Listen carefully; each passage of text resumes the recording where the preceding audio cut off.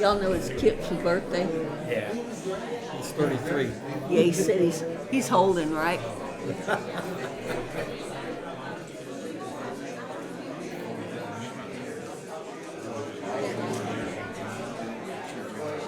John, who are those people on the front row? I can't remember. I got the email.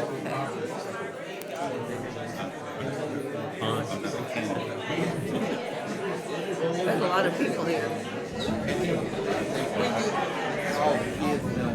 that thunder? Yes, ma'am.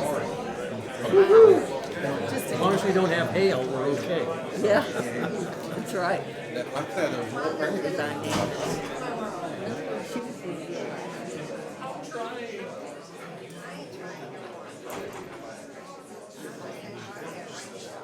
Oh, that throw a wrench in everything, right?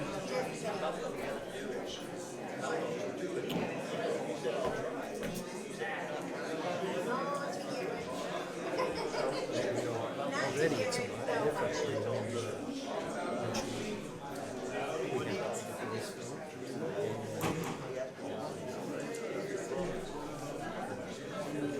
I don't know if y'all got it.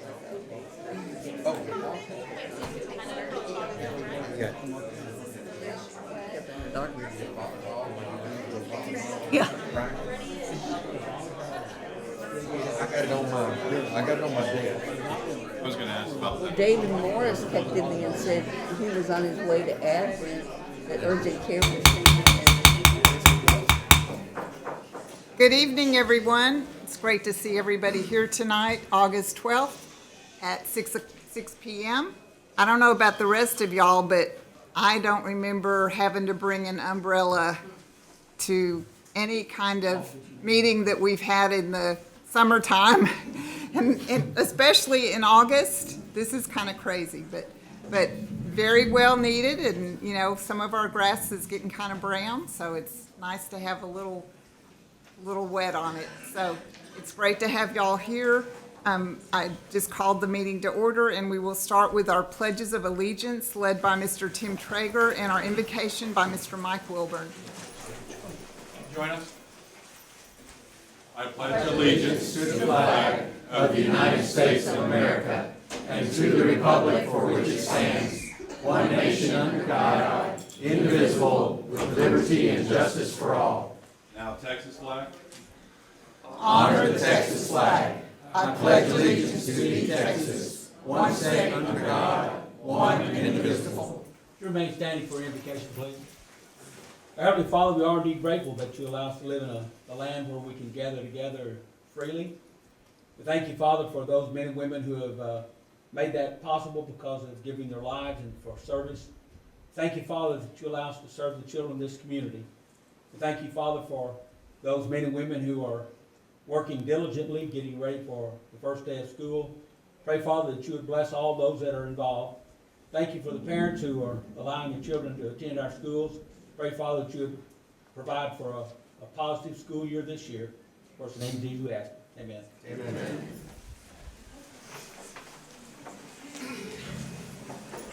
All right, Ms. Heather Copeland will give us our mission statement.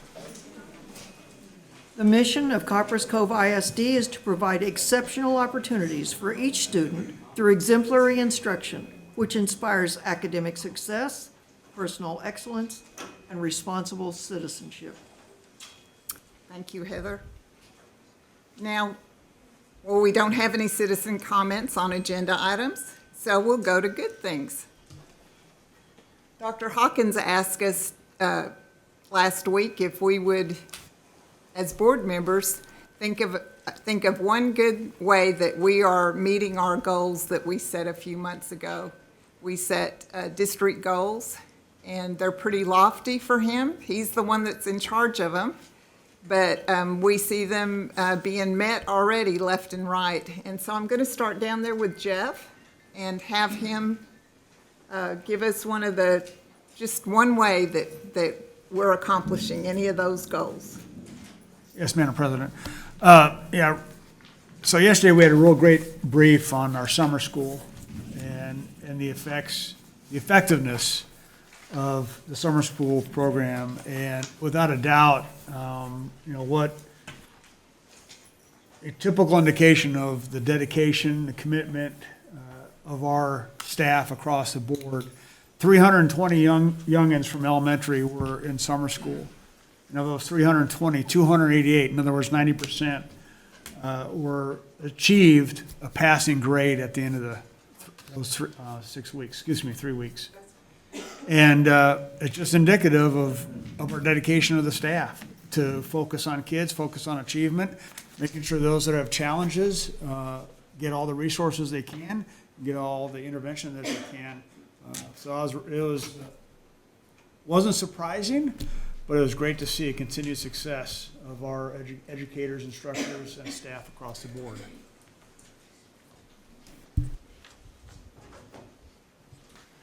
The goal I'm choosing to talk about is our CTE projects. We have made great strides in our CTE. I think the public is going to be, our community is going to be very thankful for the things that we're doing in CTE. We have, last year we had 1 credited teacher. This year we're going to have 15 credited teachers. We are dealing with a broadened scope of what we're doing. Programs in agriculture and welding, graphic design, entrepreneurship, real estate, education, medical assistant, cosmetology, criminal justice, cybersecurity, and we're expanding the robotics. I just think we are doing what the children need to become great citizens in not only our community, but wherever they choose to be.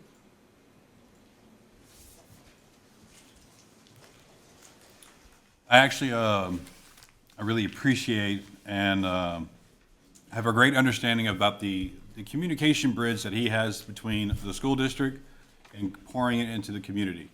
You got your Hawk Talk, your Bulldog newsletter, the emails, or when he texts each and every one of us about regarding a situation, could be good or bad, or any upcoming events, or good old legislative action that happens in the middle of Austin. What we can do, or what we can mold together or come up with for a local parentis for us, because we still have to adhere and abide by the state law, but we also want to take care of our kids, and that's really the best of it. And I probably should have started by kind of reminding everybody what our 3 goals are for this year. The first one, it says the district will increase educational opportunities for all students in the following areas. And we're focusing on 2 main areas this year, CTE that Heather just mentioned, and we're going to start more elementary enrichment. When I first came on the board, I remember we had just done away with art in our elementary schools. We used to have a dedicated art teacher, just like we have a dedicated music and PE teacher now. And it made me so sad. It made my kids sad too. But anyway, that's one way we can enrich our elementary. And of course, overseeing all that is something we just did, and that's to have a fine arts director, as we have now in Copperas Cove. And the second goal is operations, the management of administrative, fiscal, and facilities function. And that's pretty broad, but there's a lot to be done, and there's a lot of ways that we can see evidence of attainment already. It's exciting. And then, like Tim just talked about, our board, staff, and community relations. And we hope they're on the upside. We want to be transparent, and we hope to be that way. And I'm going to go ahead and let Mr. Wilburn talk about what he sees about these goals. I thought you were going to start infringing on my goal. I tried to be real. I did one, okay? I talked about all 3, but I did one. I focused on goal 3, and not only, that's board staff community relations, as Ms. Manning said, but what I'm going to read is the goal itself. The district will foster a culture that engages all aspects of our community and will proactively share our story and operation with the community as a whole. This will include engaging with parents, community organizations, and traditional and social media. And one of the things, if you'll notice, since Dr. Hawkins took over, we have lots of things on social media, particularly Hawk Talk. If you haven't seen that, then go on our page and you'll see that. And also we have videos, including parents, community members, and students who speak about different things within our school system. So look on those. And what this does, it tells the good things and the needed things to enhance us being the district of choice in Central Texas. And that's what we strive to be. I guess I could be brief, ditto. But I focused on goal 1, the increase of educational opportunities for all students. I went to high school in the 60s. I did not have the opportunities that our children have today at our high school in this independent school district. And one of the highlights, I think, part of that is the hiring of a fine arts director, and ditto what Ms. Copeland said about the CTE programs. They makes a world of difference for all our kids because not everybody's going to college. We need plumbers and we need electricians. We need all those kids getting into some of those jobs because as we all age, hey, you need a good electrician, you need a good plumber, especially when it breaks in your house. I chose community relations too, and kudos to Hawk Talk, and there's a publication in our local newspaper once a week called The Growler. There's also Dog Tales that has been recorded by local community members, and I really like that. And it's just a way to tie everybody in. And what impressed me this week is that on Facebook, I saw one of the teachers talking about how our culture has changed. And it really has. When I called the high school the other day, they said this has been on a recording for a long time, but I had never personally heard it. And it said, "Thank you for calling Copperas Cove High School. It's a great day to be a bulldog."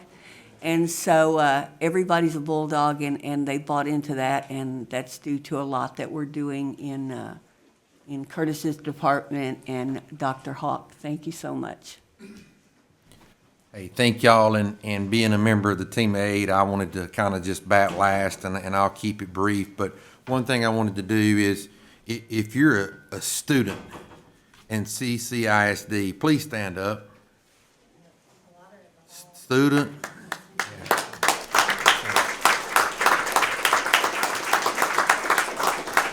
Thank y'all. Y'all are the reason that this board, and they don't like to take a lot of credit, but I'm going to give them some because y'all are every decision that they make, you're at their forefront.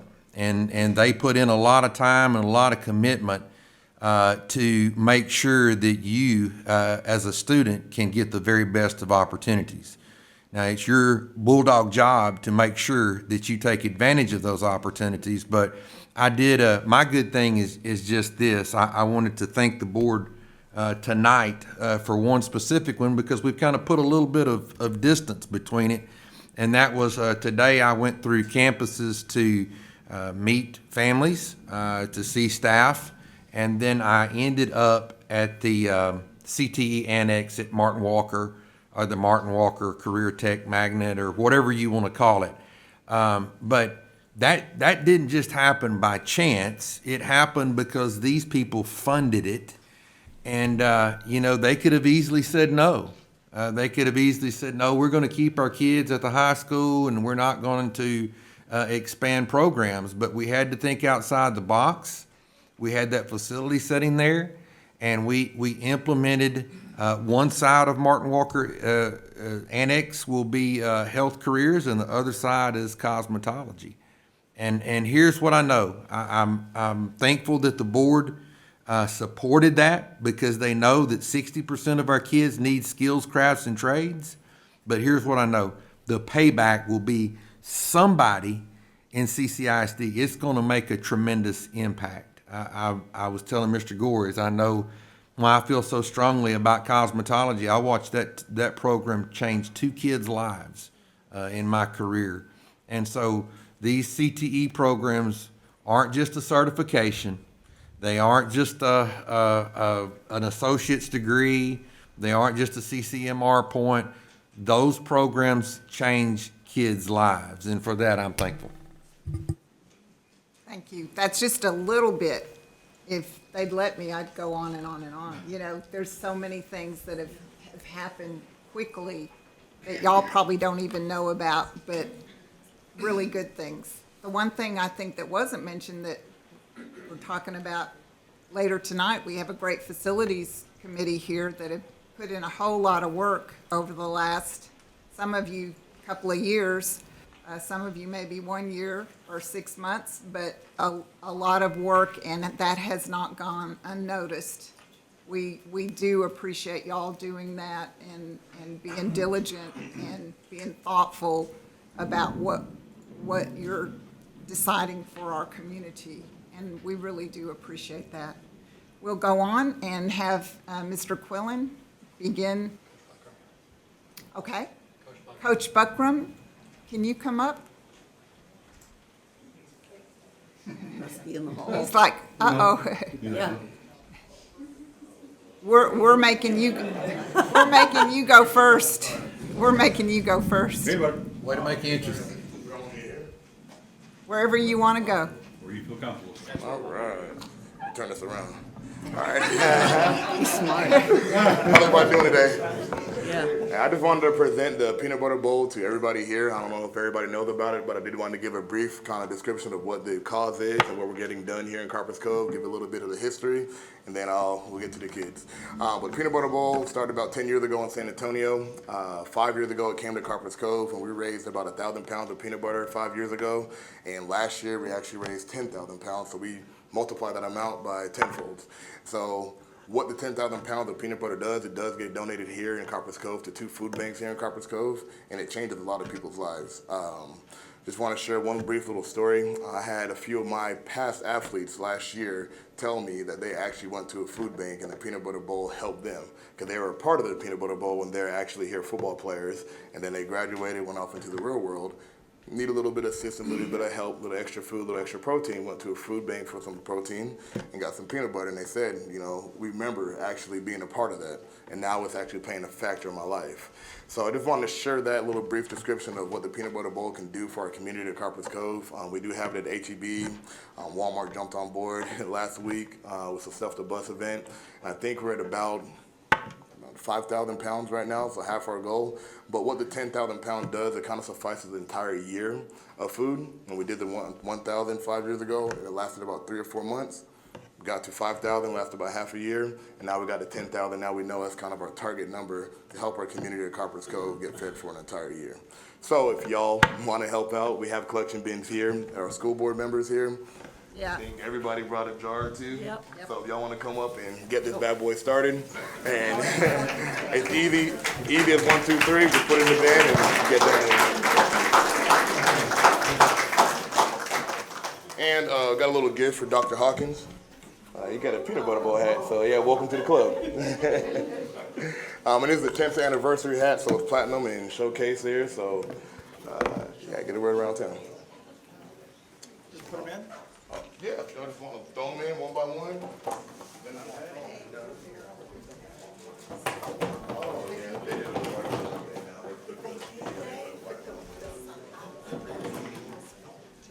This morning at 7 o'clock. Yeah, so I'm gonna find you another one. Appreciate you. I gave you a hat last year. You The did. big hat, You yeah. did. You know, I always help you, Don. Oh, yeah. Thank you.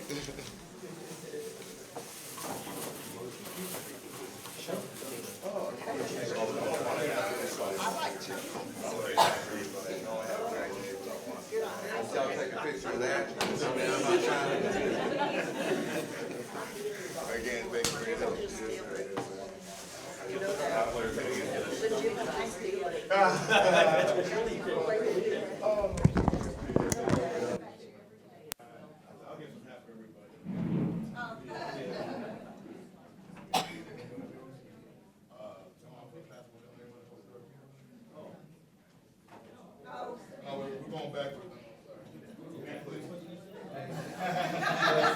And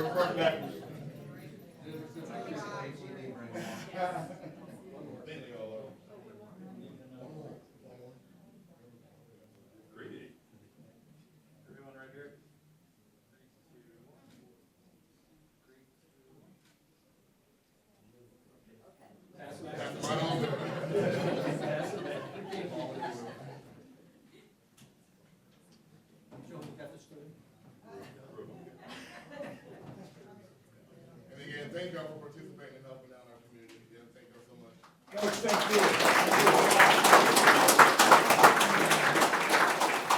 If y'all need a second band, just give me a call. Okay, on to the rest of the good things tonight. We have several that we want to recognize tonight. In addition to Stuff the Bus, we want to start with one of our teachers. For years, Cove has participated in the Lemonade Day program, which teaches entrepreneurship to students across the district. And every year, the first Saturday in May, they set up their lemonade stands across Copperas Cove, and they give all of us way more sugar than we're used to drinking in one day, and do a tremendous job with it. But for the third year in a row, the Lemonade Day of the Greater Fort Hood Area Teacher of the Year is here in Copperas Cove ISD, and for the second year in a row, it's Savannah Taylor, the librarian at Williams Lake Elementary.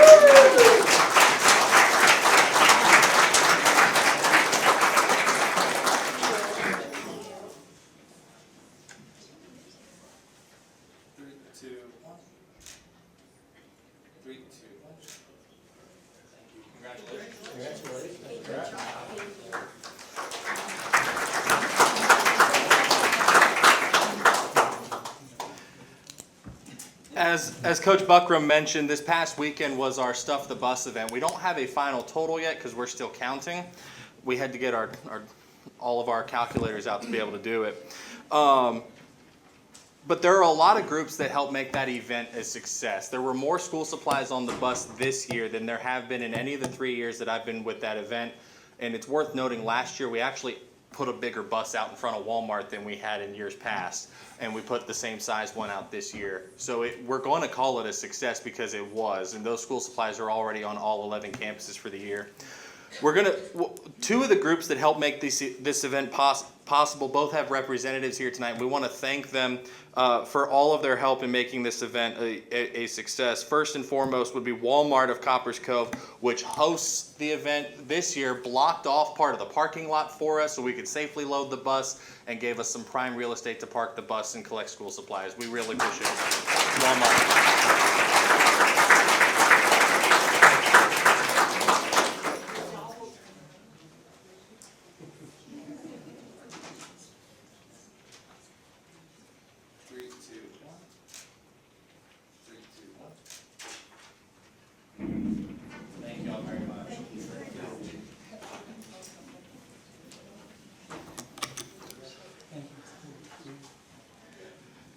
The other group that helped make this event a raging success has been with us since day one, and we just finished the 11th Stuff the Bus event.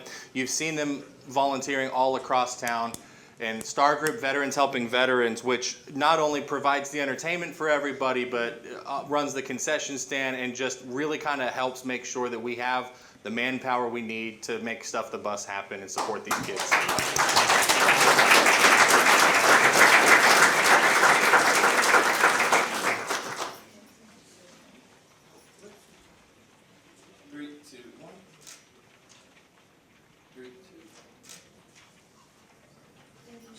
Thank you very much. And before we get to the student recognitions tonight, we wanted to take a moment and recognize an employee who's been with Stuff the Bus since day one. And no matter how much we ask her to sit down and eat lunch, she stays on that bus making sure it's organized and that we can fit as much school supplies on there as we possibly can. Liz Callahan was with us again in the raging heat all weekend, and she's still here.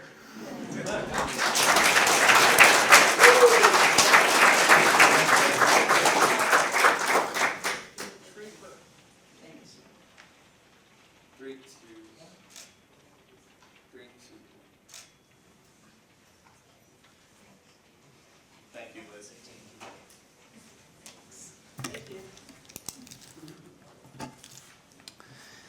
As we move to the students, we'll continue with Stuff the Bus. We had several student groups volunteer and man the doors. You probably saw them at some point if you ran to Walmart at any point in the weekend. We had more groups than we had time slots, so the kids here want to give back, and they made that very evident. And it didn't take any time at all to have all of those time slots filled. Now, we also understand that they're all competitive and they want to outraise each other. So what we do is we count the cash they collect. We don't count the amount of supplies in the cart, but strictly cash donations, and just let them have their friendly competition. So we're going to go in order from all the way up, and we'll end with who won that friendly competition. We'll start with the Copperas Cove High School cross country team, which raised $85.15 in cash donations.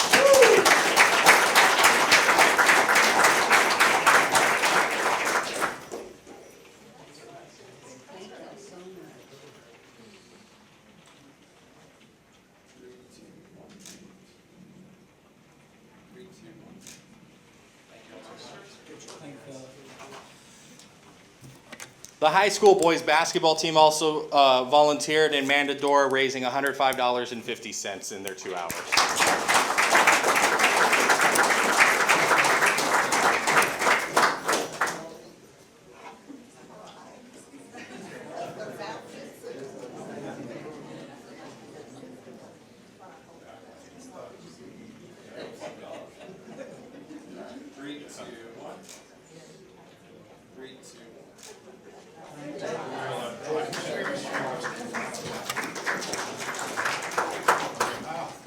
The Copperas Cove High School cheer squad came out Friday afternoon as well, raising $249.26.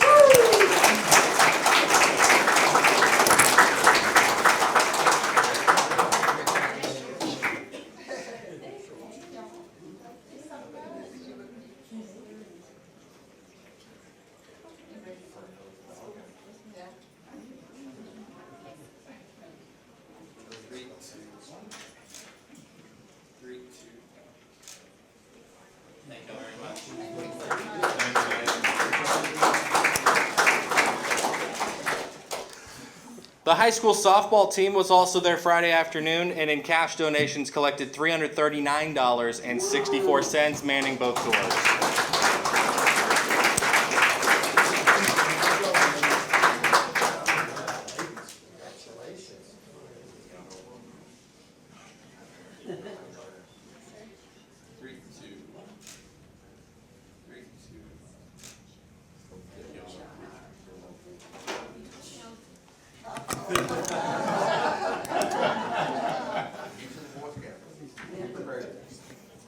The Copperas Cove Junior High Starlets volunteered Saturday afternoon to end the event, raising $376.50 at one door.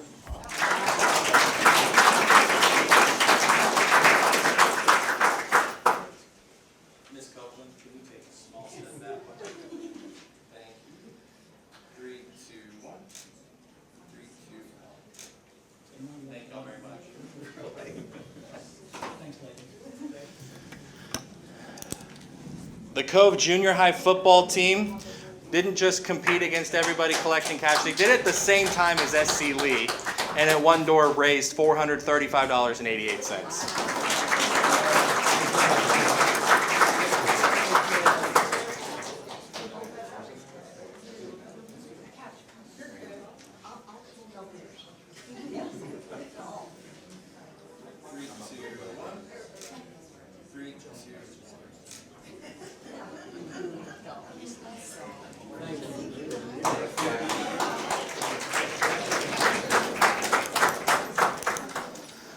The high school track and field team manned both doors first thing Saturday morning, raising $486.84.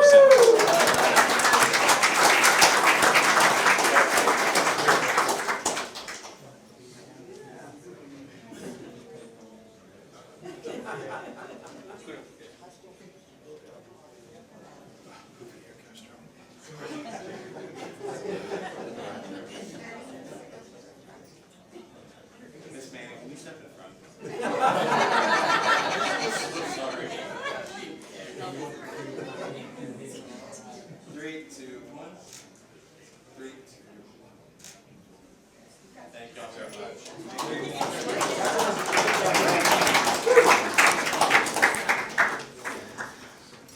The Copperas from Copperas Cove High School were there bright and early Friday morning and raised $513.95 after the ribbon cutting.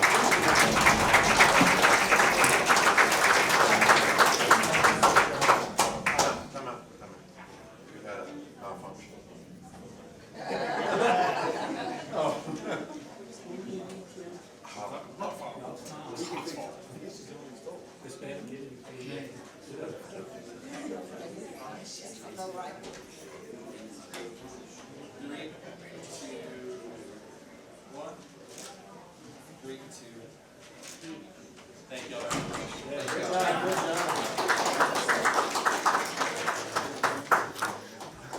The Cove Junior High cheerleaders also helped work at the end of the day on Sunday, raising $523.32 at one goal.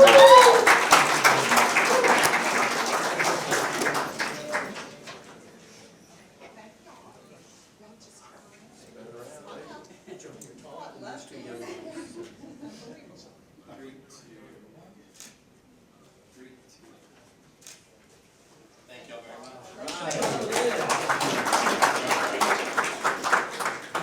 So now we're into the top 3 in the friendly competition at the event. SC Lee's football team raised $556.75 at one door.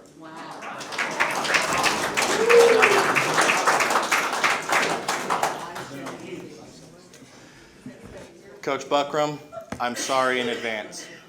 Copperas Cove High School's football team came in second place, manning both doors Saturday afternoon, raising $1,007.09 in cash.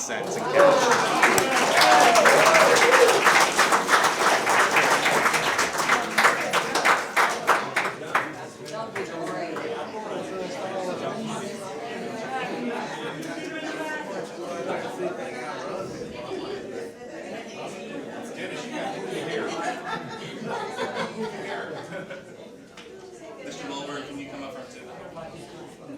Okay. That'll work. All right. Here we go. 50. Can you take a step this way? Even. And Traeger this way. Right there. Got everyone's face. 3, 2, 1. 3, 2. Good job.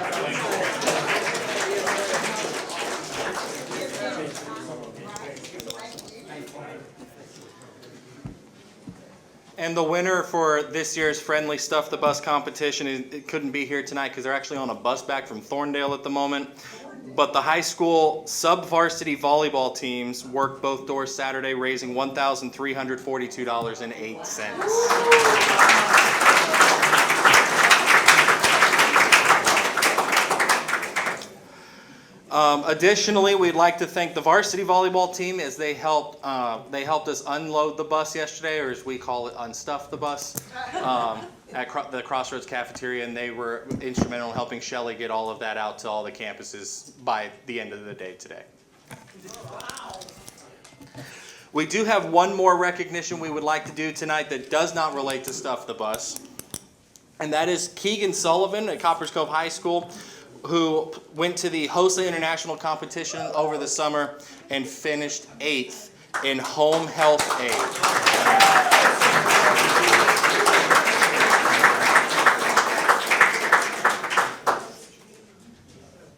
3, 2, 1. 3, 2, 1. And then on.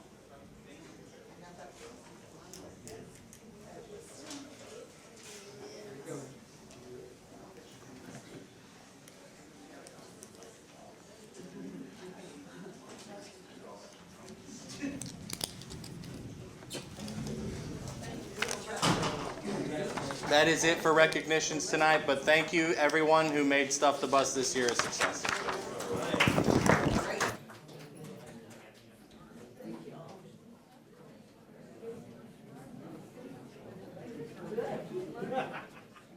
Is he still on probation? Curtis, are you off probation now?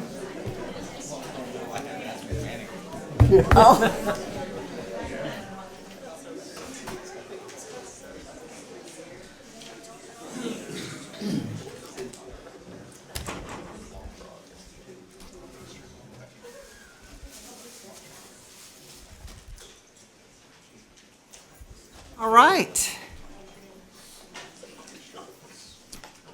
The good things are the fun part. The rest of it's fun too. Don't get me wrong, we've got some great things happening tonight. But this agenda is pretty long, so y'all bear with me as I read our information items. Our information items for tonight, we have a tax report, analysis of delinquent taxes and services. These items are written, and we don't have to take action on them. They're just information items.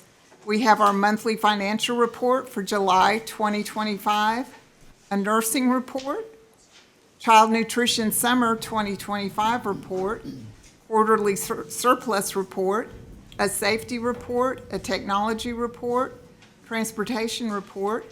We have a board activity calendar for August and September of 2025. We have personnel update. We have a list of new hires for 2025, 2026, and then we have a list of resignations. We have some personnel vacancies.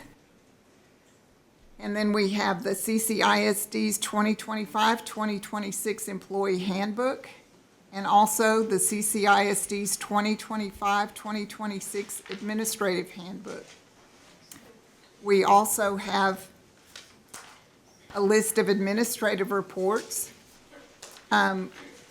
Yesterday, oh no, that's coming up, isn't it? Okay, they're not all written. Those were written, but we do have some important things that are not written. And the first one is a presentation and recommendations from the CCISD Facilities Advisory Committee. Can I say one thing before that, Madam Say President? everything. whatever you want. I think it's important to note that since the workshop, the only thing that's changed in the information items is that all teaching positions are staffed at this time. I think that is a great feat, and there's a lot of people working to make that happen.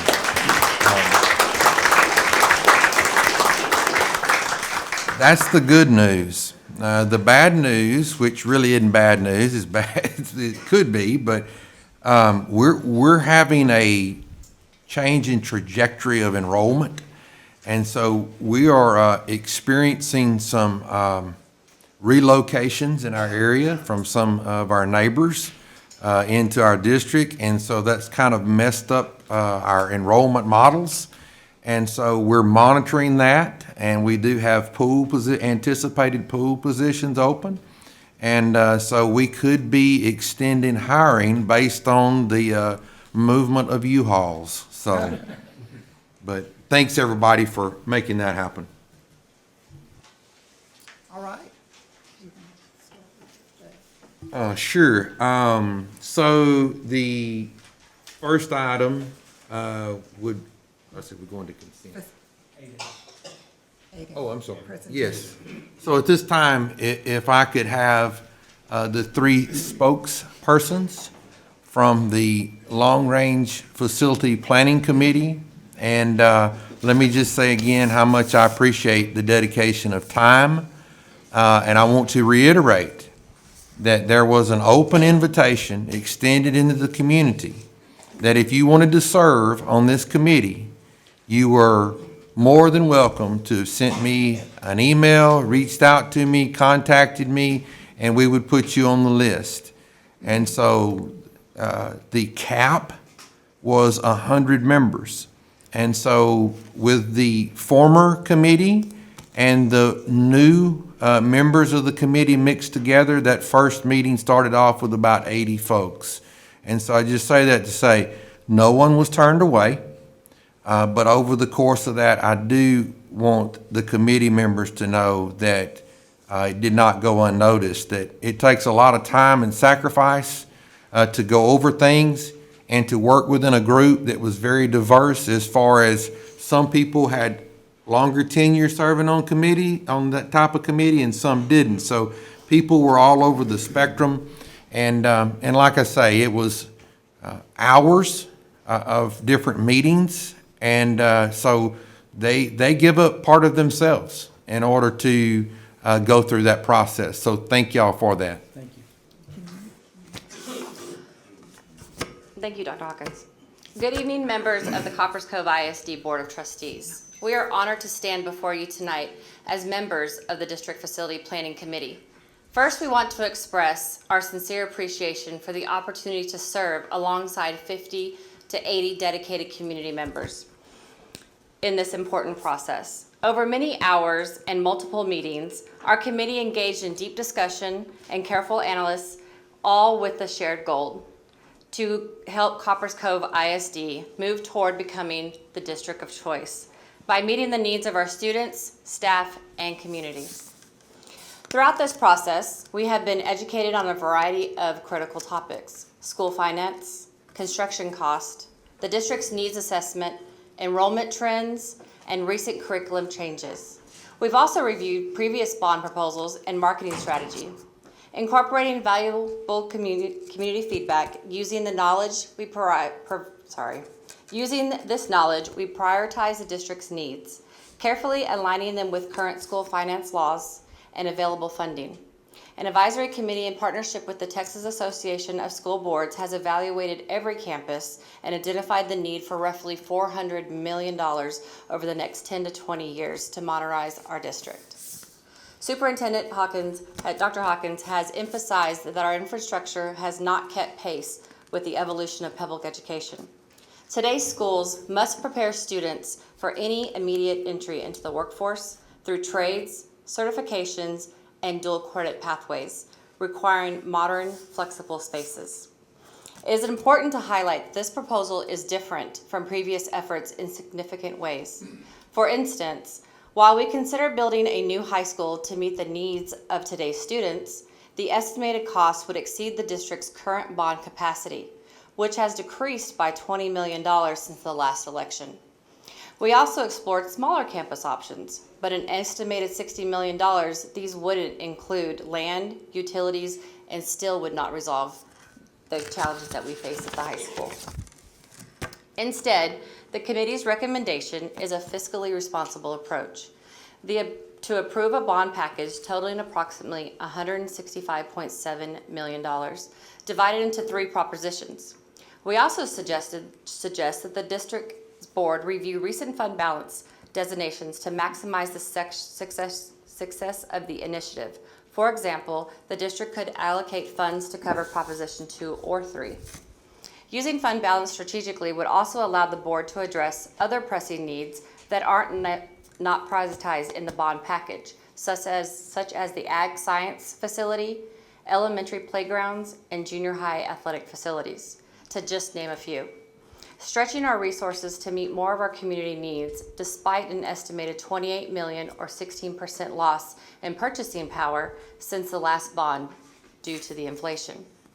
The project tax impact of this bond package is approximately $23.25 per month for the average home owner, less than $27.81 per month from the last proposal.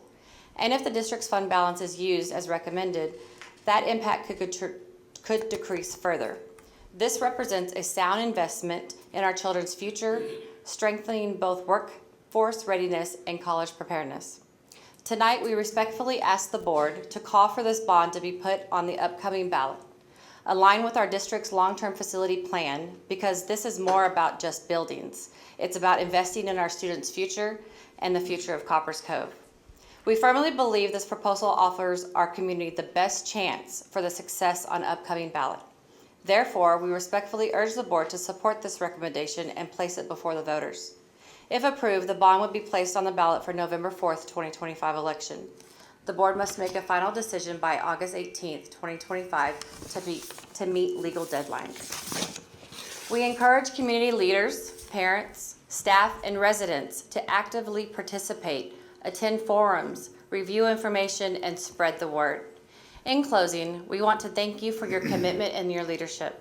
This is a pivotal moment for Copperas Cove ISD. Our community's growth in nearly 20 years calls for an update, one that modernizes our facilities, enhances safety, and expands opportunities. Together, we can make a lasting impact. Thank you for your attention, your support, and your dedication to elevating education in Copperas Cove.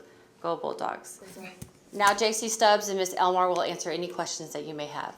Thank you.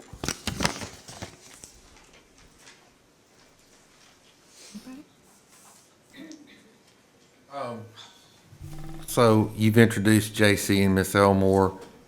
Anyone else? I know I see some other committee members. Could you please stand and introduce yourself to the group?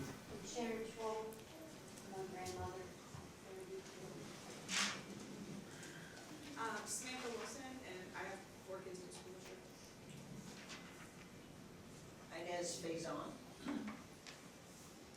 Bill Sager. Hog Hawk, Golden Dog. Leroy Sims. I'm Kayla Martin. Oh, sorry. I'm Kayla Martin. I had 2 daughters graduate from Cove. Thank you. No questions? Any questions? One, thank you for all you've done, right? Some of you guys have been on for years. But I gotta ask, you mentioned the fund balance. So what's the recommendation from the committee to commit funds against that fund balance? I believe the recommendation is whatever y'all allotted previously in previous board meetings. I think, did y'all not do that recently?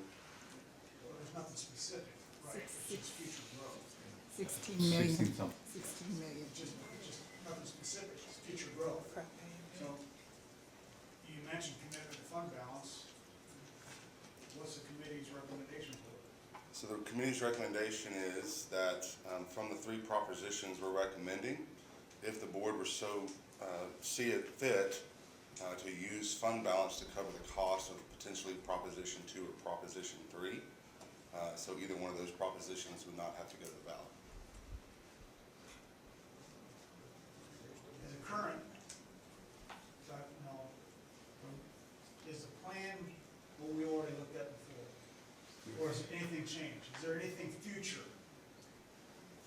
Yeah, there's $400 million worth of future. But as far as there are things like the ag science facility, there are things in there like future spaces in there for growth that didn't prioritize in those last 3 meetings. Well, we could take care of them now. Yes, sir. Thank you. Thank you so I much. just want to thank you for your service. You've been a vital part of what we will be doing going forward. And I know it's not something that you take lightly, and I think we all appreciate it. Thank you. I do have one question. Will you guys be coordinating with the city of Copperas Cove when you guys do town halls? Because I think the city has 5 of them in the month of September. I think that'd be beneficial, take advantage of that, while they had, I think, the 3 residential and 2 commercial town hall. I think that'd be, Something we can talk about. yeah. That's a good idea. Yeah, we definitely have to work on the marketing and communication strategy. Yeah, I see a guy back there that you might want to talk to. He's hiding. Thank you, guys, again. I want to add my thanks as well. I know you've worked hard, and I appreciate it. I know we all thank you. Yes, we do, thank you. We know just a little bit of the work that went into it, and we so appreciate it. You'll never know how much we thank you. Thank y'all. Thank you.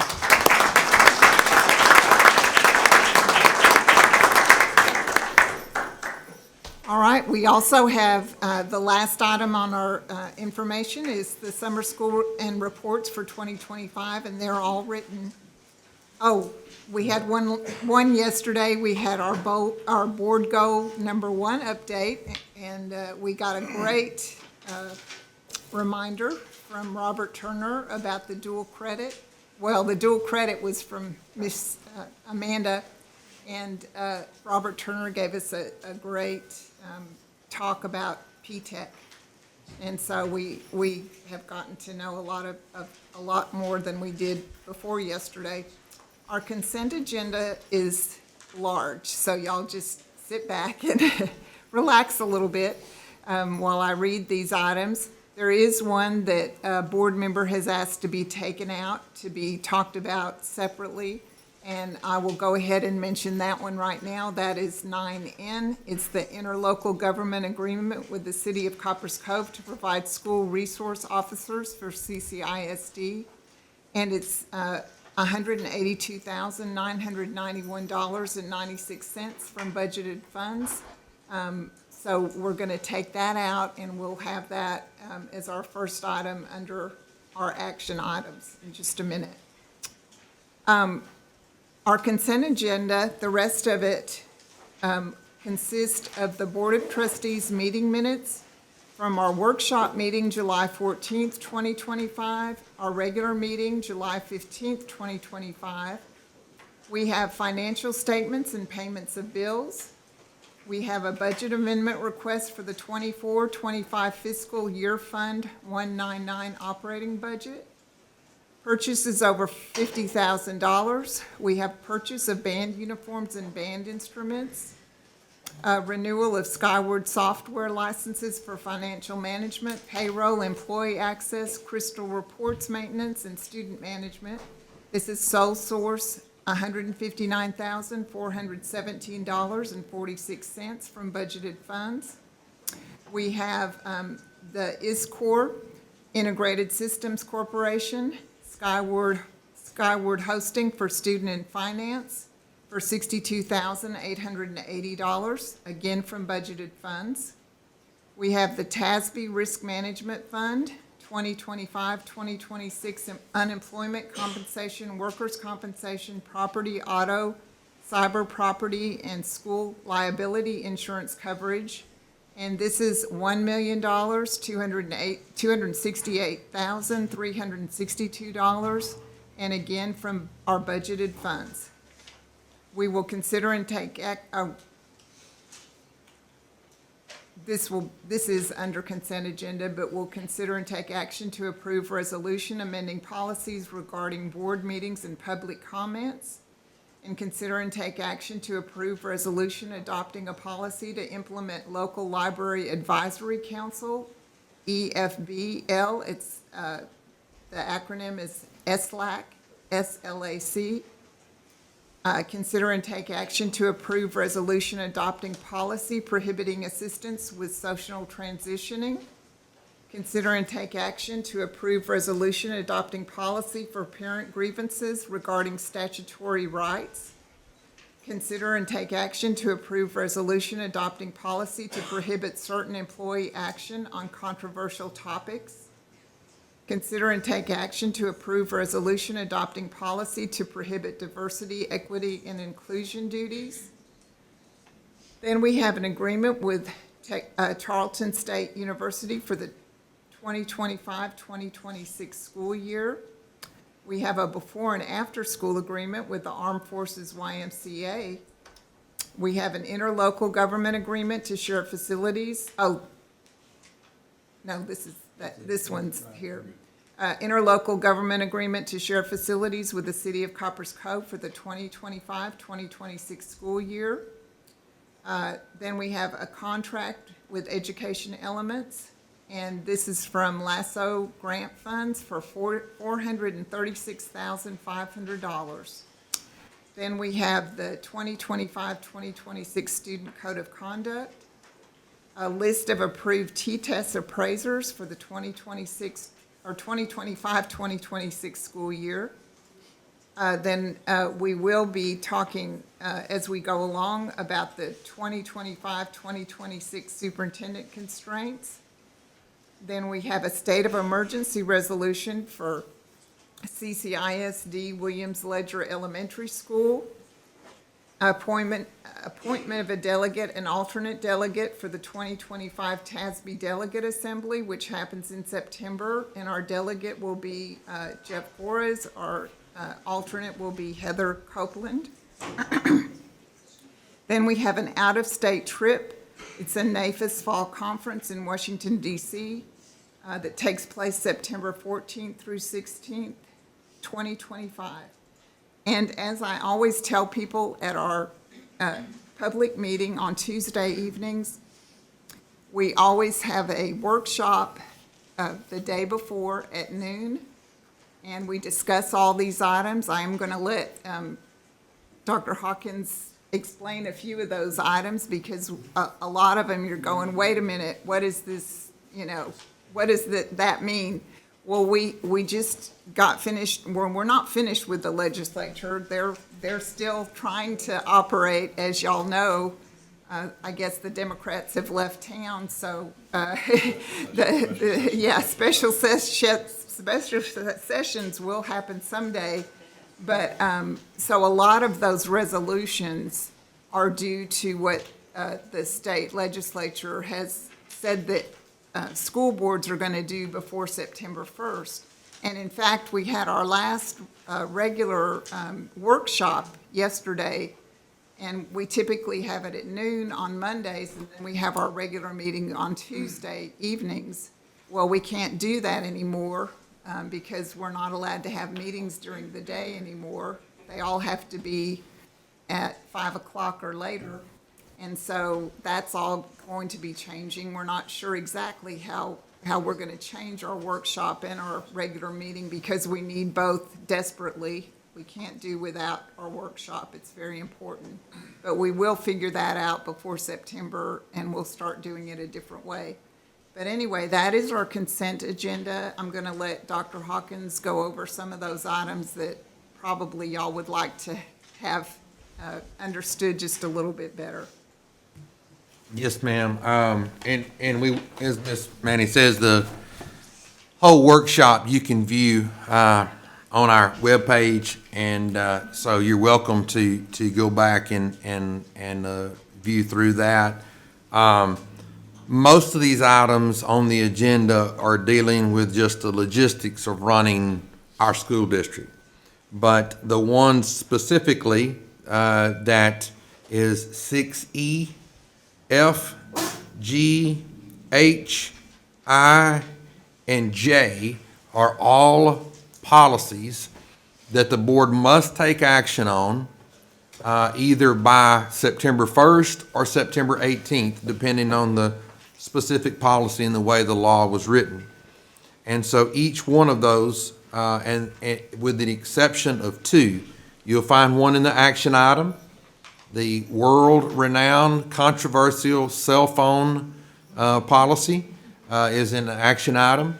And then in a previous board meeting, because the fact that athletics band starts prior to school starting, the board considered Senate Bill 401, I believe it was, at the last meeting, and that was the opting out of homeschool students participating in CCHS UIL activities. And so that one's already happened, the cell phone bill, and so all of these others are just that. They're from the board, from the legislature. They have been signed off by the governor. They went to TEA for rulemaking. Our general legal counsel has reviewed these and put these out prior to the TASB update, because TASB is not able to keep up and get those policies out at a time that meets the demands of the law. And so that first policy there, the board meetings and public comments is just that. I think, my professional opinion is that it is a shame that the people who are locally elected are not able to locally figure out what works best for them to meet, and that the legislature figures out when they meet. And so, for the board to not be able to do that unless it is an emergency situation is unfortunate, just from the standpoint of this. I've seen board meetings go into the wee hours of the night. I've seen board meetings go all over the page as far as time and place for various reasons. in the morning before school starts, at lunch, during the day. And I think that's just part of the local control that people, need to meet when the need comes before them. And it's not like that we're not living in a transparent time. Since January, we started videoing our board meetings and making a video archive of those meetings. There are minutes that are on our website. Everything is there in full transparency that meets the letter of the law. But the biggest travesty in this is board training. Not to be able to train, just like myself, our staff, we all go through training to get updates and to be better. Our board does the same thing. They invest a lot of time in getting better. And so they're not even allowed to do board training at a call board meeting. And so I think that is a sad commentary. But nonetheless, that's what the law is, and we are respectful of living in a democratic republic where we respect the rule of law. And so that's why that's on here at this time, recommended by legal counsel. F is the resolution to adopt policy implementing local library advisory council. And the board is under no mandate to do that other than 10% of the parents in a student body or 50 parents, whichever is less, can petition the board in order to start a library advisory council, just like the school health advisory council. And I feel that it is recommending to the board that it is prudent to go ahead and do that. We've had no issues with library content in this district. And but nonetheless, from a financial standpoint, it makes total sense to go ahead and start doing those things now. And collaboration has never really hurt any process. G deals with prohibiting the assistance of social transitioning. You can look on the Take Two Hawk with Hawk podcast, and I professionally, I don't think that anyone ought to be doing the role of a parent. The sexuality of a child is at home, as it always should be. And so that law kind of reiterates that, that school officials should not be involved in sexual transitioning. And the next one is parent grievances. And so there's some changes. The board did approve another step in due process. Grievances, folks, are not always necessarily a bad thing. As a matter of fact, most of the times they're a good thing. And, we encourage grievances to be taken care of at the lowest level possible, that there is a person that can resolve whatever issue that it is with the person filing the grievance. And if they can't, then we have a process that the board approves in order to move forward and stop, look, and listen to ensure that things are being handled appropriately. And so adding another step in there to stop, look, and listen and ensure that we can try to meet some type of amicable resolution for folks that we're working with is very prudent from my standpoint. However, this policy, the state kind of lets out that a lot of decisions don't end with the board anymore. And so, there will be processes that grievances can go on to the Commissioner of Education. And so when that happens, we grow government. And so that is a reaction from that. But nonetheless, that is the law, and that's what the board is considering putting in place. Policy that aligns with state law. I is the same thing, and I've repeatedly said throughout my career, there is enough content in the Texas Essential Knowledge and Skills that we don't really have to get very controversial. There's enough text and our state standards to keep us busy. But we do have a policy addressing employees on controversial topics. And another controversial topic is just that in J, and that is the prohibiting of diversity, equity, and inclusion. And so, one of the laws is that, new laws is that, I kind of have a little more freedom to talk about religion. And so, I don't ever believe in mandating my religion on anybody, but I try to live the life that you can see what my religion is. And my religion says that love thy neighbor. And so I think in J, I think that's just a thing that you can't put into law or policy or anything else, love thy neighbor. And if we do that, I think that whole policy is irrelevant to begin with, but that's my personal opinion on that. So you're gonna help me, huh? You can help me. Okay. All right. Any questions from the board on any of that? I think if y'all want to have a really good time, just go back and look at our workshop yesterday, because we spent the whole day here, basically, yesterday. Yeah. So, I mean, it just proves we're going to have a workshop and a meeting.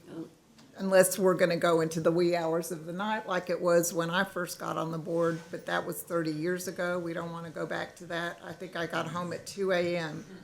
the first time I was at a board meeting. Anyway, that's history, and it's ancient history, I thought anyway, but we're gonna try to figure this out and see when we can do that. But we do have all of those items that we read and Dr. Hawkins talked about on our consent agenda. If anyone has a motion, I'd like to hear it. Madam President, I move we accept the consent agenda as presented. Second. We have a motion by Mr. Wilburn, a second by Mr. Gallen. All those in favor, please say aye. Aye. Any opposed, same sign. We have to go in. This is another thing that the legislature's done this year. We'll be voting separately right now, or showing our vote separately, and I'll start with Mr. Gores, if you will, please, and we'll come down this way with the votes. Yes. Yes. Yes. Yes. Yes. Yes. Yes. So that motion carries unanimously. We'll go on to action items. And the first one, as I said, the one that we took out, the interlocal government agreement with the city of Copperas Cove to provide school resource officers for CISD at $182,991.96 from budgeted funds.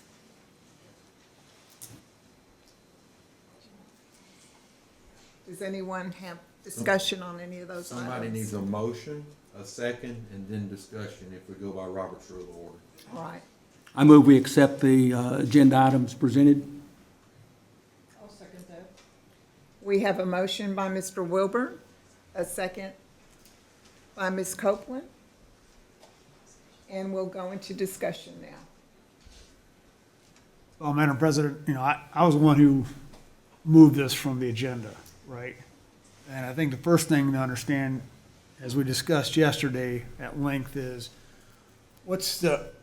since this is within the contract period evidently, what's our penalty? Do you know what the penalty is for not renewing this contract?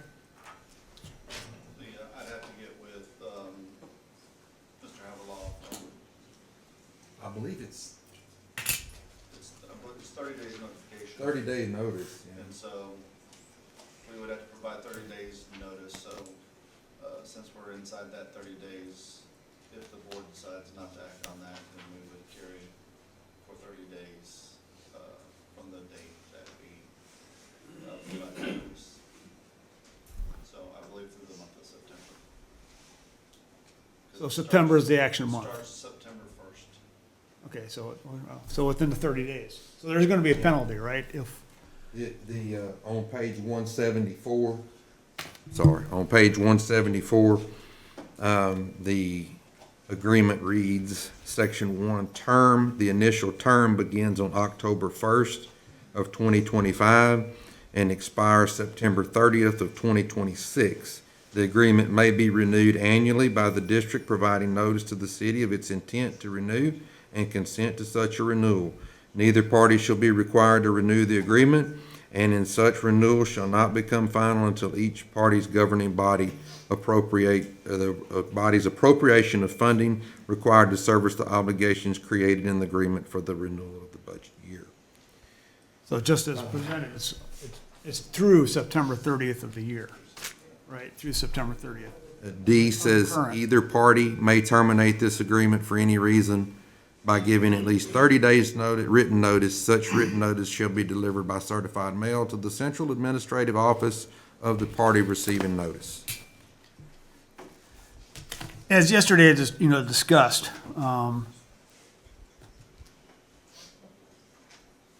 we have the SROs, we've had them there for a while. And is it time that we start thinking about our own police department within the school district? Right? Also, what's a good utilization or an efficient utilization for those officers for patrol within our community? And therefore, and there's been some challenges. There's been some challenges there in the last year. And therefore, I'd like the board to consider those challenges that we're aware of, and as well as going forward, considering having CCISD develop their own police department. I think this is a step one in that process.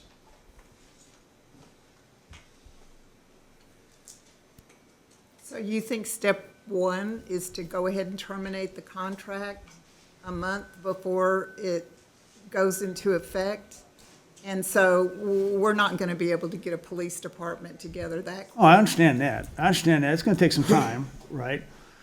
But, I'm also, What are we going to do instead of, well, they're still gonna respond. They'll still respond to needs. We have our marshals, but I'm also concerned with the effects of specifically last year, and notification of our principal, notification of administration for investigations that occurred, as well as notifying parents of those students that were identified. I understand that the SROs didn't have anything to do with that it was detectives inside the police department, that the SROs weren't. I'm not, That's what I understood yesterday. Isn't that what was? That's what I understood. You also. Yes, ma'am. When it talks about questioning of students and things along those lines, in those specific incidents, detectives do come into the campus to question students. And so one of the operating procedures that the district has related to Department of Family Protective Services or law enforcement coming in to question students is to ask the person coming in to do the investigation whether, as the district, we are allowed to contact parents. If they provide the district or the administrator with what they believe is reasonable evidence of not contacting the parent due to the sensitive nature of the investigation, then we are obligated to not provide that contact. That is left to DFPS or Copperas Cove Police Department in that regard. And so when detectives do come in conducting an investigation, they do come in and question students. Our SROs, they will ask questions of students, but that is typically in conjunction with campus administrators, and thus it falls onto the campus administrator's responsibility to contact parents about what has occurred on campus. I was able to talk to Chief Wilson regarding what impact it would have not having SROs at the high school, and the call volume based off of cases and things that happen within campuses would put an additional strain on CCPD's day shift, because they would take those officers having to respond to campuses and then would pull them off the streets. So there is a concern expressed by Chief Wilson. Unfortunately, I don't believe he was. He's here. He's here. He's here. Chief, don't let me talk on your behalf. You're doing great. Chief Wilson, if you kind of share what that burden or what that would do to your day shift officers and stuff like that. Thank you, Chief Wilson. Sure, thanks for having me. Good evening, Dr. Hawkins and board members. Thank you for having me here tonight, and I'm happy to answer any questions that you have about the SRO program or anything else that we're doing. But just to tail off of what Dr. Shuck was saying, we had a conversation yesterday about what would it look like if the SRO program was eliminated. First of all, we would eliminate 2 active positions with our police department. We currently have 54 sworn officers. That would take us to 52. It would be a dramatic impact on the resources that are going to be needed to respond to all the calls that the schools generate. And I don't mean that to say that there's a lot of problems at the school, but there are needs.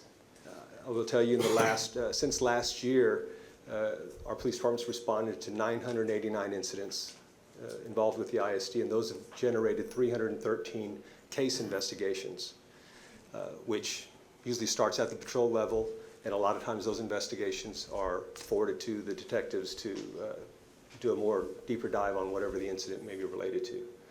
So the day shift, typically when most of the calls come in from the school district, sometimes they come in after hours, but most of the time it does happen on our day shift. It would require whatever resources we have available at that time to come in and take on and absorb the rest of those calls. So it would be an impact to our operations for sure. From my experience at the high school, Dr. Shuck can probably agree with this, is that many times when there was an incident that occurred, the SROs were immediately there, but if we had had to call the police office, it may have taken 10, 15 minutes to get there, depending upon where they were.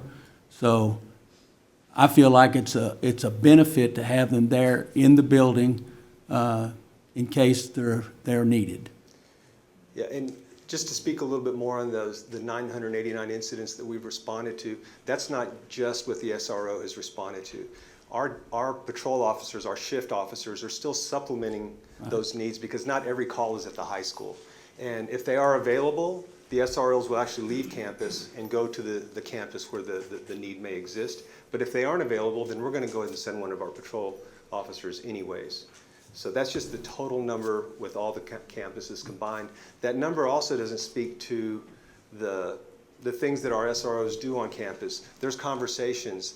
There's things that are occurring that if they weren't there to take on these incidents, they don't necessarily count as an incident number or a call, but they're addressing situations, they're answering questions, and it's eliminating the need for an officer to respond and take on those conversations, which would then turn into a call. So there's a lot of benefits that we can't necessarily see or count, and we have 2 really good officers that are working the school right now. It's a difficult position for us to fill. I've said this to Dr. Shuck and Dr. Burns when he was here.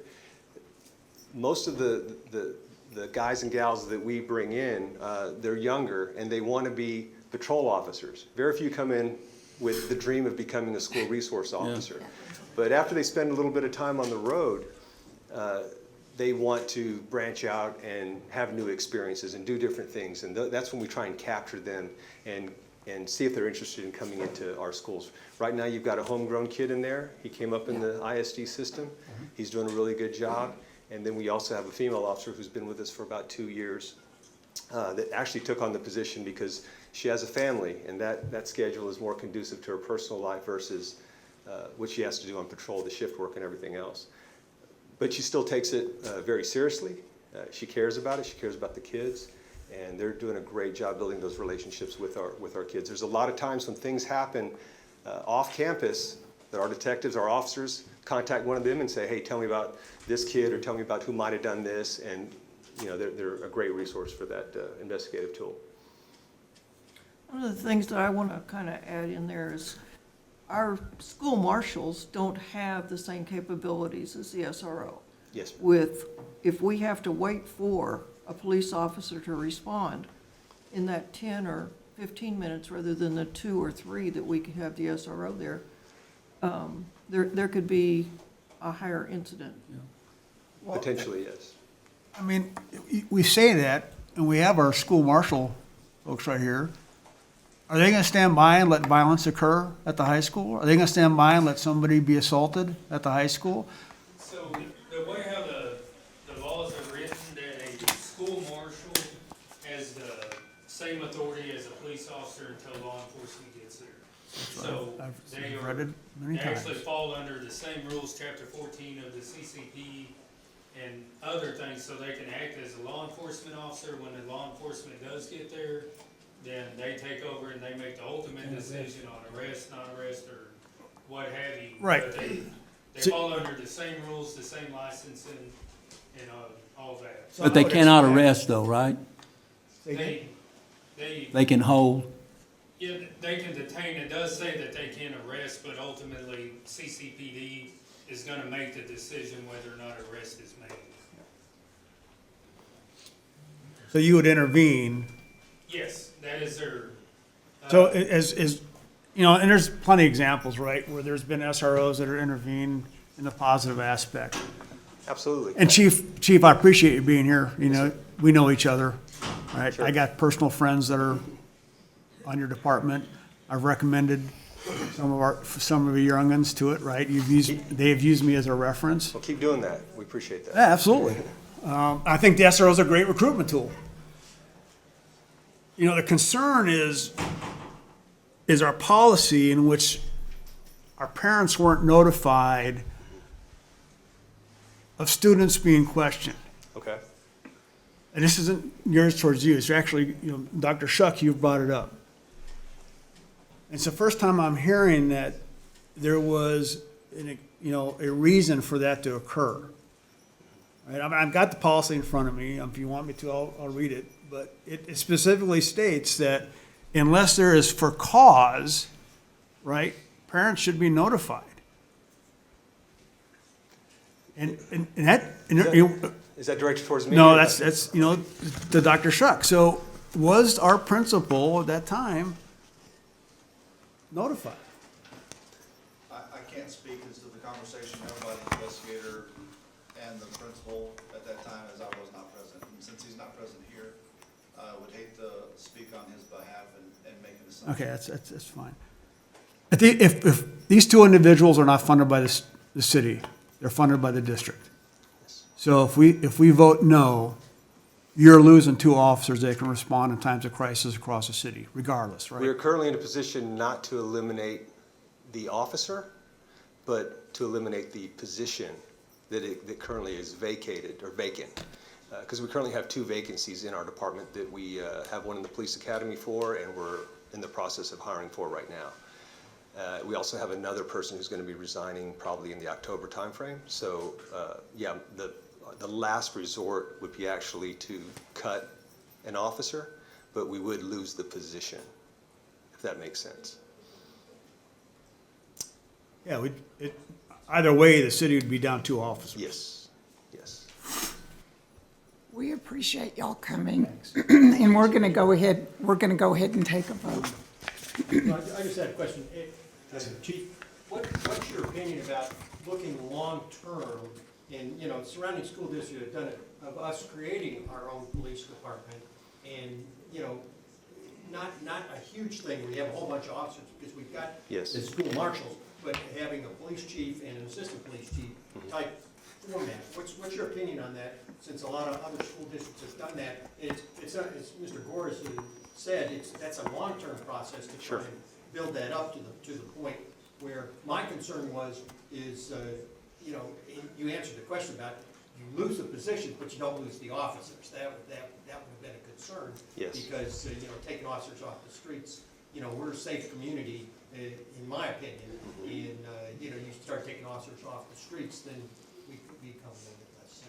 Yeah, sure. What's your opinion about the school district and the police department? Quite honestly, I think our district is large enough to support their own ISD police department.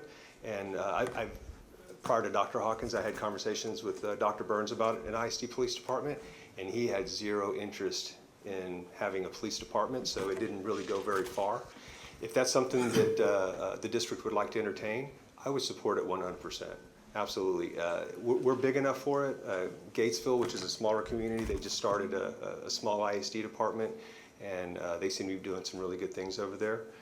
It would be purely your decision. We're going to support it one way or the other, whether it's through an SRO agreement, or if you want to start your own ISD police department, we're going to help the ISD support that and continue to be a partner of the organization.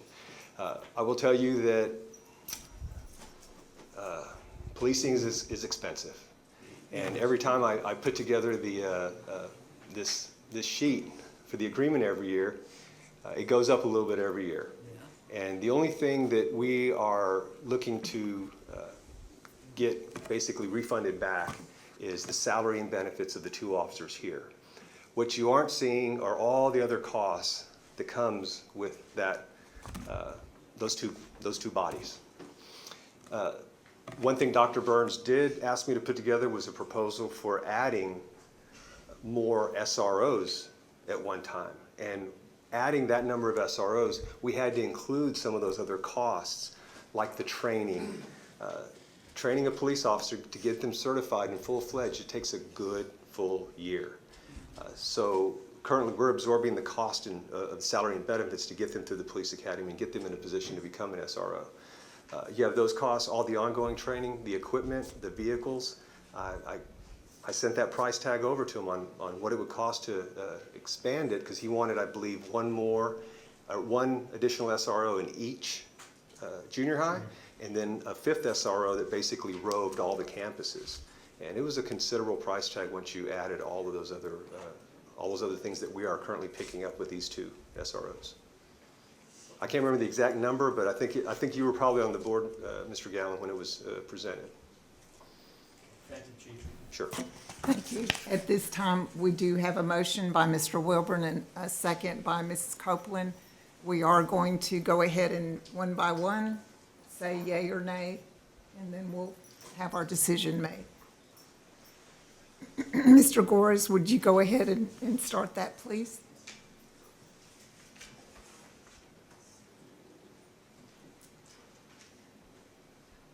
Yes. Yes. Yes. Yes. Yes. Yes. Yes. Okay. It's a unanimous vote, then the motion carries.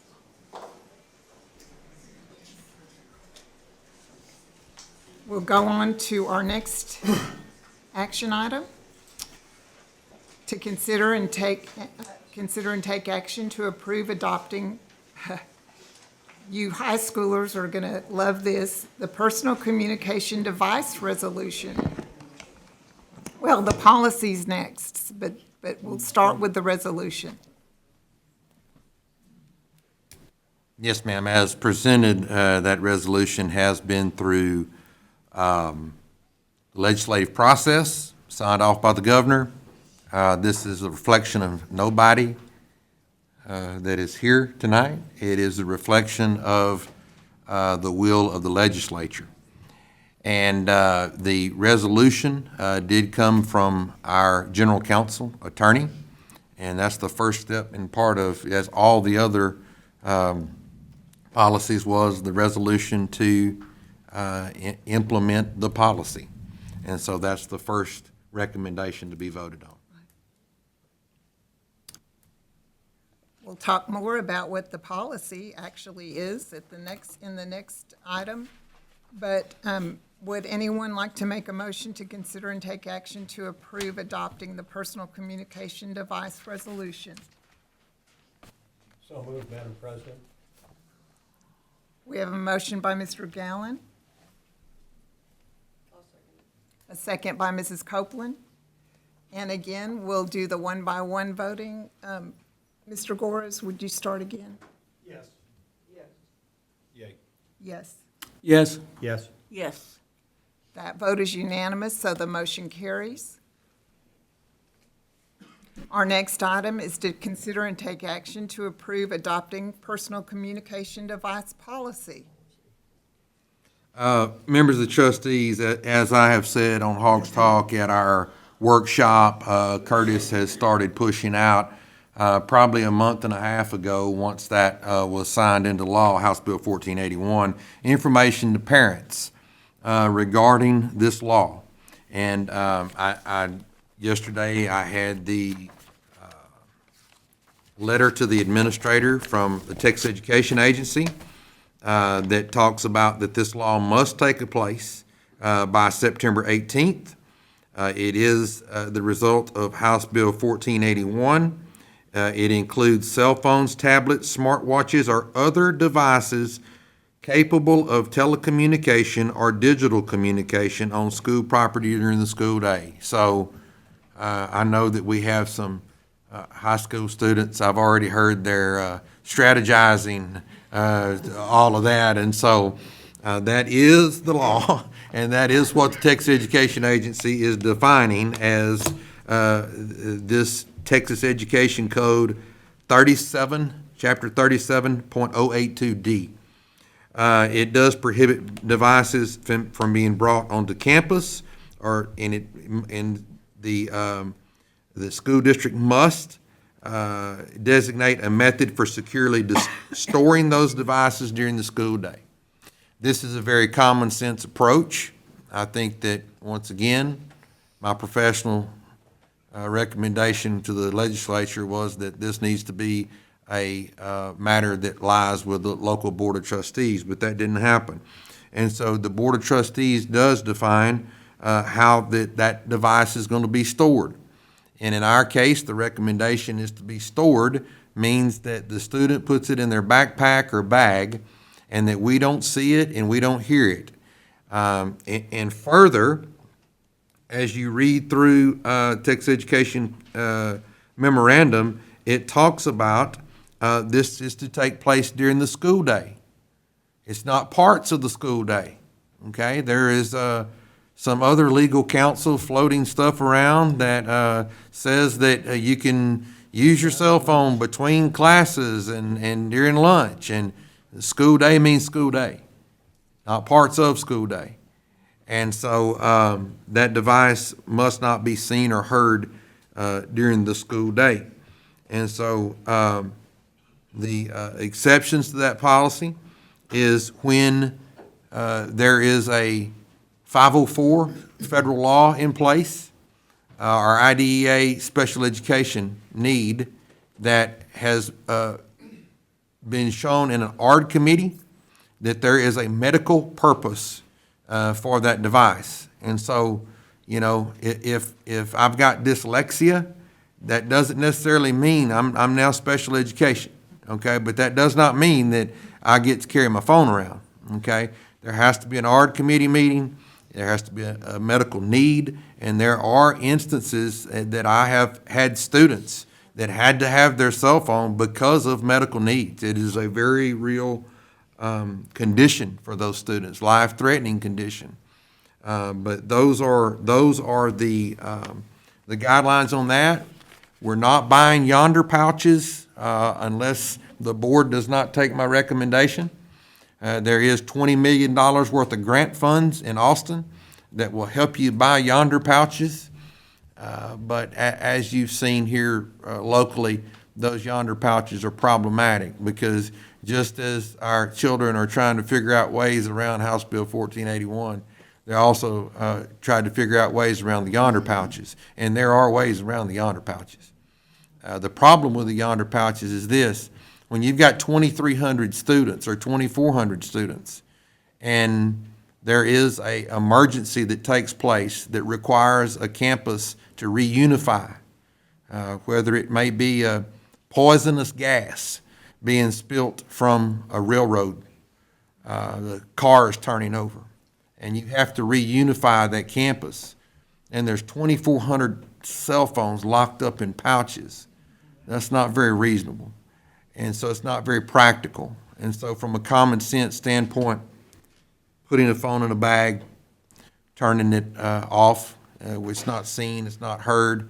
If a hazardous gas tanker spills, I don't think the cell phone police is going to say anything if they power those phones back up and communicate. I think that is the best path forward. We hope that everyone would understand that our standard is that we abide by the rule of law.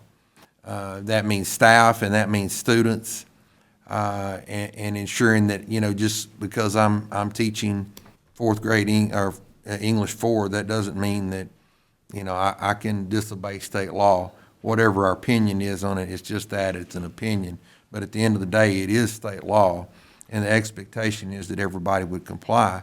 Those that don't comply, you see there on page 200, the violations. And the first violation is just that, confiscate the phone.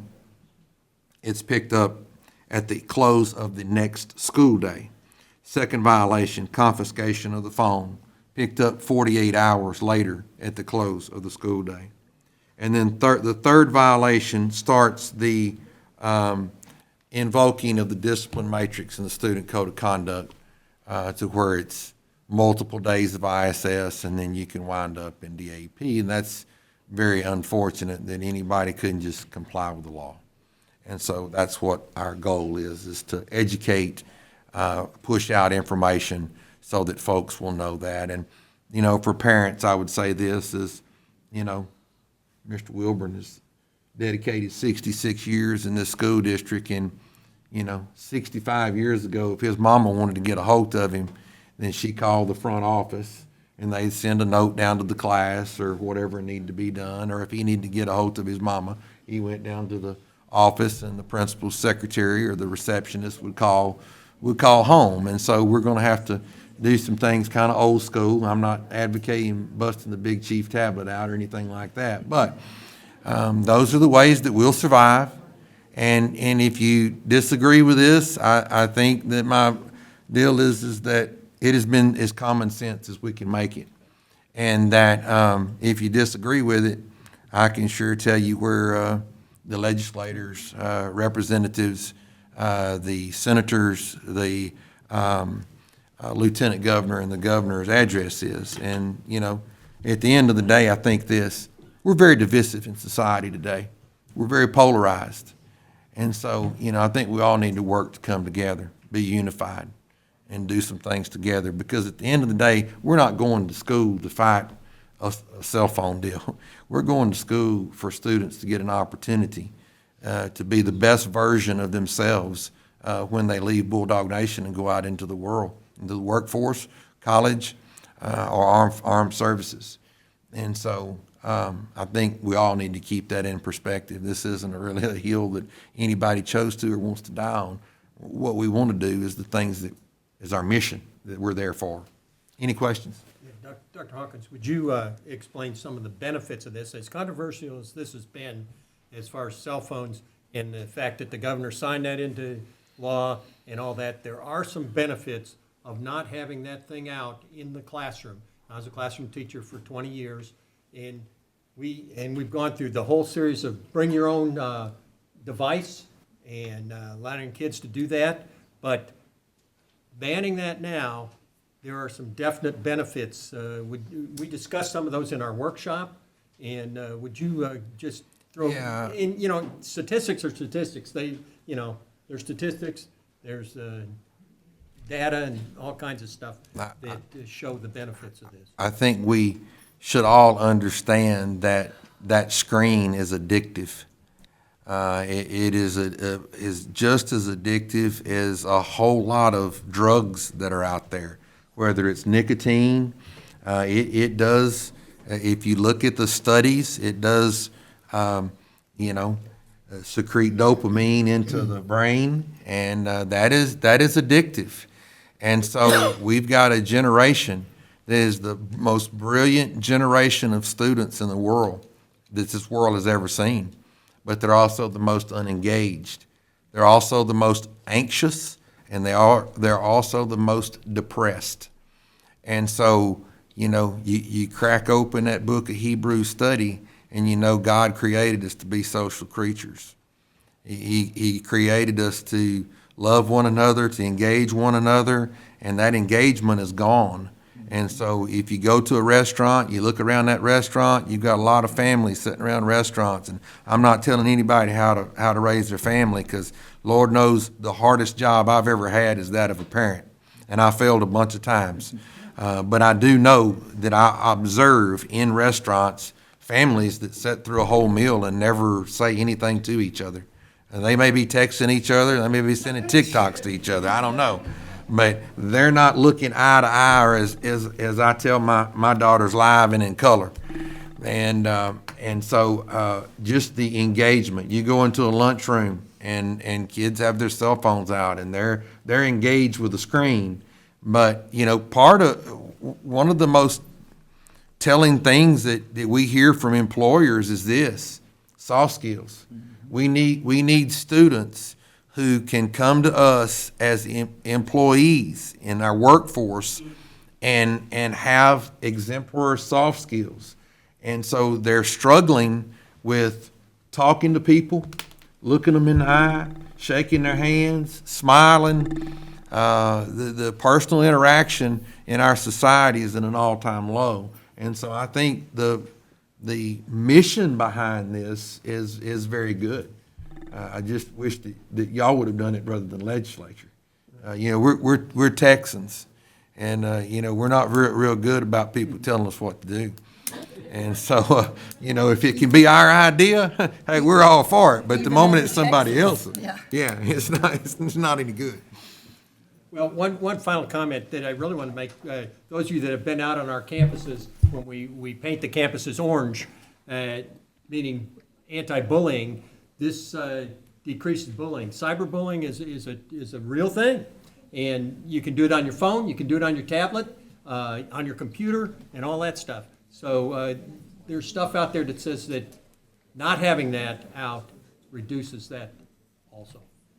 So that's all I've got to say, Madam President. All right, we'll go ahead and I'm going to ask for a motion on this item. Second. We have a motion by Mrs. Copeland, a second by Mr. Wilburn, and I'll start with Sherry this time. We'll let you decide. Yes. Yes. Yes. Yes. Yes. Yes. The motion carries unanimously. All right, our next item is to consider and take action to approve design, build, construction method for. We did the. Oh, I thought we just did the policy. No, we did the resolution. Resolution. Oh, No, that was the resolution. No, we already did that. the resolution. Yeah, Who we did voted that. on it? I missed it. Yeah, we did that. I didn't, did you get it in? Yeah. Okay, I'll get it with you later. Okay. Write it down. Thank you, Monica. All right. Made the motion. Yeah, because you just did the policy. correct? And Heather second. Okay, I made the motion and Heather seconded on the resolution. okay. Yeah. All right. Hey, I was right for a change. One for Miss Manning, We can okay? get it together. All right. All right, we'll consider and take action to approve design, build, construction method for potential athletic projects. Dr. Hawkins? Trustees, as I talked about yesterday, you know, when you have a construction project, Texas Education Code, we have to have a design method, a construction method, I'm sorry. And at this time, as of yesterday, I told you the design build method is, on this particular project, is the most cost-effective for us. And so that's what I recommend. And we did have discussion yesterday. We'll go ahead and ask for a motion to start with, please. I move we accept the superintendent's recommendation. Second. We have a motion by Mr. Wilburn, a second by Ms. Hoffpower. Is there any further discussion on that item? Okay, if not, Ms. Hoffpower, we'll start with you to vote, please. Yes. Yes. Yes. Yes. Yes. Yes. All right, that's unanimous. The motion carries. Our next item is to consider and take action to approve bid for baseball and softball field conversions. Hey, y'all better wait, we haven't voted yet. I think they were just glad the rest of the stuff's out of the way. They're glad they don't have to, they can leave in a few minutes, right? They're working on the cell phone policy. I'll make that motion. Okay, we have a motion, that was quick, I didn't even have to ask. We have a motion by Ms. Hoffpower, a second by Mr. Traeger. Any further discussion? We discussed this a lot and looked at pictures yesterday and everything else, so that was an exciting time for all of us. I know folks is wanting to get to the vote, but I'd just say this. This is a very good deal that you have in front of you. It is a company of high respect for customer service. They're not my brother-in-law, they're not my friend, but I have used them before, as I have used multiple vendors before.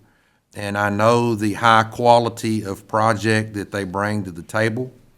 I know the high quality of customer service that they bring to the table. They're very low maintenance when it comes to construction, and they do what they say, and they say what they mean. And so they've done that on every project that I know of and that they've been a part of. They are the Major League Baseball preferred vendor, or the vendor for Major League Baseball. So that kind of tells you something about the quality. And I just say this, within the past year, I have been a part of one of these conversions in my former district. And I hope none of them finds out about the price that we have here, because it is very advantageous to the district. You know, I was, as an applicant, the baseball field was one of the things that really was disappointing when I drove through the community. And I've told the board that we need to do something better for those kiddos. And then, you know, the first kid that I met in this school district sitting on this front row up here. And she's been known to wear a Ford hat, but don't hold that against her. But I do say this, if you're in the audience tonight, get on Facebook and look at Dog Tales, because she did a phenomenal job of encapsulating the need for that. Really and truly, when you look through there and you think about that, you know, those kiddos are held to a standard. Those coaches are held to a standard. And so, you know, I'm glad that now our district is going to be setting a standard for facilities. And in this facility, I'm telling you, there's going to be people who wants to come play on these fields. And so when you like I say again, emphasize, when you look at this price, you're getting a lot of stuff. You're not just getting carpet, okay? You're getting a lot of stuff there that's going to enhance that. So at this time, my recommendation is to accept that as approved, as recommended. All right. Real quick, Dr. Hawkins, if we approve this, how quickly could we get this started, and is there an estimation completion date? Yeah, it'll probably be completed about May 1st. So the seniors won't get to be, no, I'm just.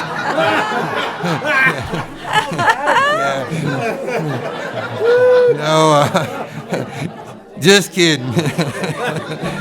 Y'all get me back on the cell phone deal. But no, in all honesty, that's one thing that Symmetry prides themselves in, and the drop dead deadline for completing this thing before season started was October 1st. And so being able to get this thing in motion tonight and being able to get a PO through to them allows them the time to get the survey and everything done on that so that they can get it adequately started. And so any of you that need rain, I'm sure it's about to rain, because all you got to do for rain is to start a construction project. But it should be done before season starts. Yay. Good. Yeah. Madam President, call question. January? You said January? December 31st. All right, we do have a motion and a second. Yep. We have a motion by Ms. Hoffpower, a second by Mr. Traeger. Mr. Gores, I'm going to let you start this off again. Yes. Yes. Yay. Yeah. Madam President, as the one who brought baseball back into the district after it had been dead for 4 years, I enthusiastically say yes. Yes? Yes.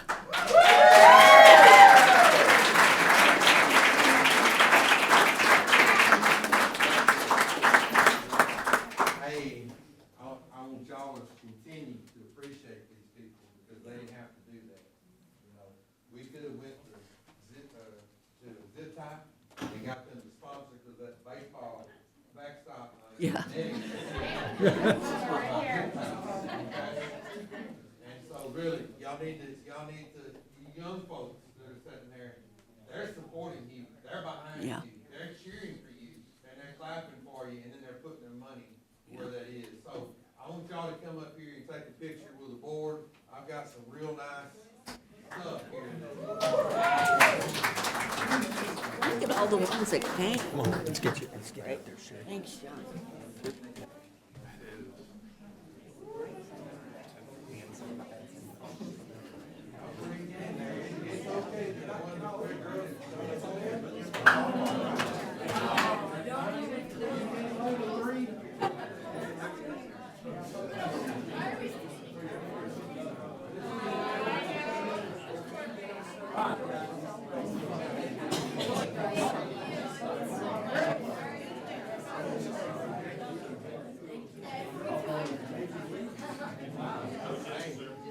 guy right here is a face, a signature. Really sure that we appreciate what he did because I'm gonna tell you, they worked extremely hard to get something in our budget. And I know they're gonna work extremely hard to get a bill that is worthy of Bulldog Nation. Y'all pop in that picture there and y'all hold this over here. And Sherry, you wanna hold that?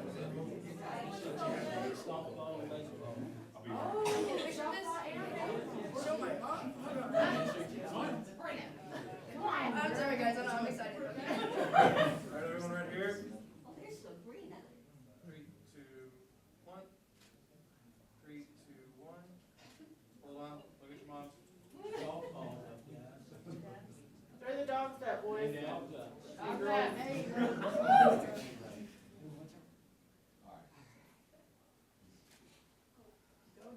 all right.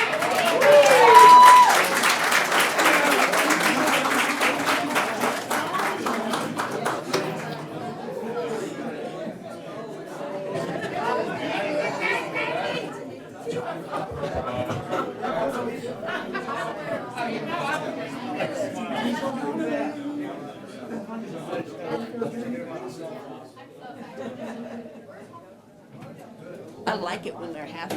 That was good, Hawk. Some You got her good. Yeah. Oh, you're welcome, girl. Y'all deserve it so much. I enjoyed the game so much. I hope y'all get more teammates. That's right. Hey, we'll Thank go to Now, PE you class. guys make sure you bring back some more hardware. That's Yes. right. Hardware. That's exciting. That is. Yeah. I gotta go to the restroom. Especially since it's Yeah. Joan, I gotta go to the restroom. we're going in executive session. Oh, okay, girl. Okay. Figured we were. And I'm cold. Consultation. It rained out. That temperature dropped. There's some votes right there for the bond. Okay, before our final 3 items, we are going to go into a closed meeting in accordance with the Texas Open Meetings Act, Texas Government Code 551.071, consultation with attorney, and we will be back quickly.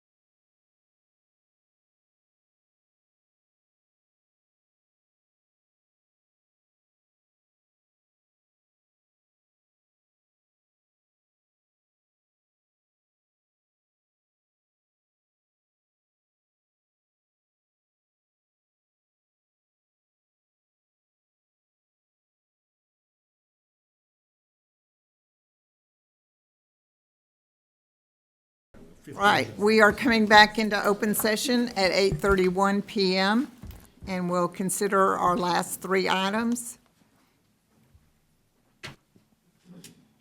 The first one is to consider and possible action to approve and adopt an order authorizing the Board of Trustees of the Copperas Cove Independent School District to call a bond election to be held within said district, making provisions for the conduct and the giving of notice of the election, and providing for any other provisions related thereto.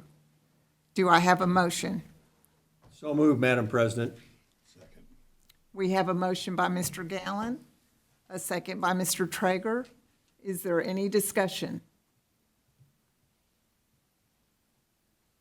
If not, I will ask for a vote by each member, starting with Ms. Hoffpower. Yes. Yes. Yes. Yes. Yes. Yes. Yes. The motion carries 7-0. Next, we'll consider and possible action to approve a resolution retaining the law firms of Powell Law Group LLP, PLG, and Frost Brown Todd LLP, FBT, collectively co-bond counsel to provide specialized legal services in connection with the issuance of public securities by the district. Do I have a motion on that item? So move. We have a motion by Mr. Wilburn, a second by Ms. Copeland. I'll start with Mr. Gores for this one. Yes. Yes. Yes. Yes. Yes. Yes. That motion carries again unanimously, 7-0.